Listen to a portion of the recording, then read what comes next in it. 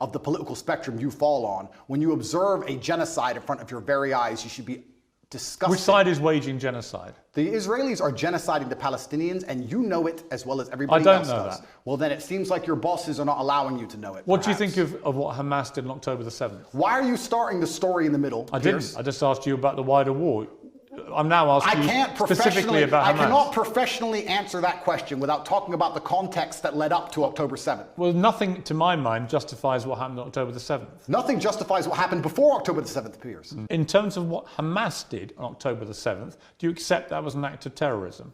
It's an interesting question because it's not really. It is. It's a very straightforward question. Because you're the person who would have called Nelson Mandela a terrorist while he was still in jail, and one person's terrorist is another person's freedom fighter. I wouldn't have called him that. For me to answer the question, yes, you would have. For me to answer the question, I have to be very professional, Piers. For me to sit on the outside in Romania with no personal involvement in Israel-Palestine, it's easy for me to say yes, it was an act of terror. However, if I was in Gaza, if I was in an open-air prison, if my family had been annihilated by bombs from the sky, if everybody I knew had suffered the loss of a loved one, if I had no chance of any kind of freedom or democracy or standard of life, would I believe it was an act of terror, or would I believe it's an act of resistance against oppression? That was an act of medieval barbaric terrorism. Nothing justifies it. Did they suffer acts of medieval? Your attempt to try and equivocate. Did they suffer acts of medieval barbaric terrorism before that date? Yes. And it's unfortunately an eye for an eye in this world. Do you know what genocide means? Of course I do. Right. Genocide means you want to eradicate an entire people based on race or ethnicity.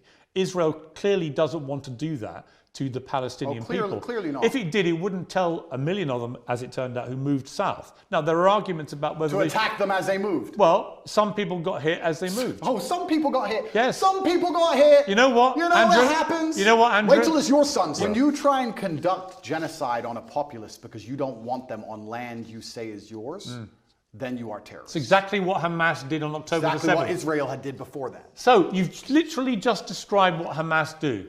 You just described what Israel do. They're trying to genocide the Palestinians as we speak. Do you think if we gave the Palestinian people basic human rights that Hamas would find it more difficult to recruit new soldiers? I think probably. Probably if we treat them like humans, this won't happen.